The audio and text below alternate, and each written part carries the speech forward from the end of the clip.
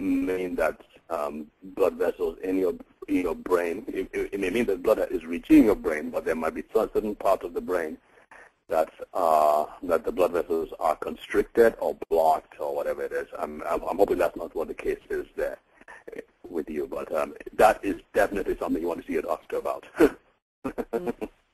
Right. Is the cancer cell activity that draws the formation of blood vessels to them or form new ones called angiogenesis? What was the question? Let me try reading it again. It says, is the cancer cell activity that draws the formation of blood vessels to them to form new ones called angiogenesis? Yes, it is.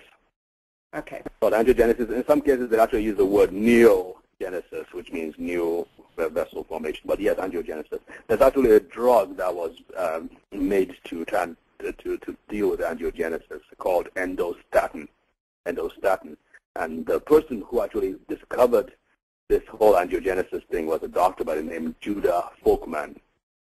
And several years ago, when he first started talking about it, everybody laughed at him. They ridiculed him. Graduate students stayed away from his lab in the droves because they were like, this guy is cuckoo. Whoever thought about that? But like with every discovery, there's first of all ridicule. Now everybody thinks it's simple common sense. Mm-hmm. Is less than 20% plaque buildup in the carotid artery average for a 57-year-old woman, or should this person try cleansing that plaque through dietary control? My thinking is this, folks. If you have to ask about that, you need to go ahead and get it done.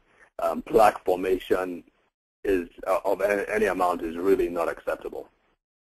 Right. There are people who actually have absolutely clean, well, not absolutely, but relatively clean blood vessels and smooth arterial walls. So you want to aim for that.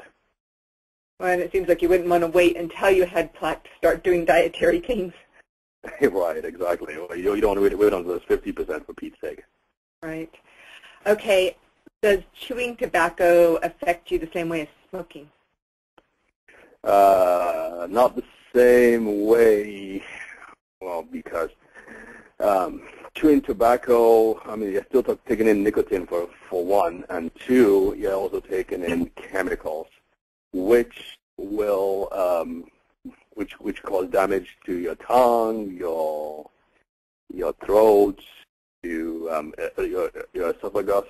You have a greater risk of having throat cancer if you chew tobacco than if you smoke. Smoking predisposes to lung cancer, but chewing tobacco, the chemicals is what we're talking about, cause damage and lead to cancer.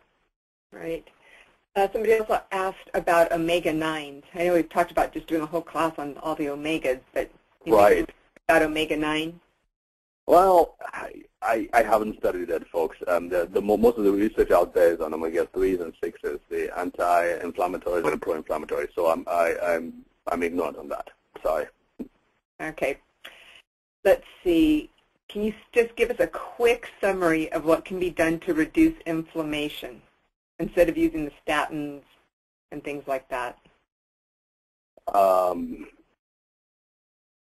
couple of things. Focus on weight loss, because again, the fat increases inflammation. So focus on weight loss. Control your diet. Nutritional supplementation, like the things that we mentioned there. Of course, if you can get a good quality antioxidant, you can get good quality omega-3 fatty acids. Glyconutrients, absolutely, and plant sterols, absolutely. So we're talking about the whole, really, nutritionally, this is the whole 9 yards. Good. Well, it looks like you've answered most of the questions. We had people typing in fabulous seminar, great seminar, nice artwork, very instructive. So, thank you very much, folks. Thank you, What was that? It looks like you've answered all the questions. Okay, well, great. Well, folks, I hope this has been instructive, and we'll let you know what's going on. Hey, by the way, you did send an email talking about the resources we have available right now, right? Yes, we've added lots of things to our resources. So go check that out on our website, www.buildingstrengthwebinars.com. Great stuff, great stuff. Well, thanks, folks, for hanging in with us, and you all have a great night. Good night.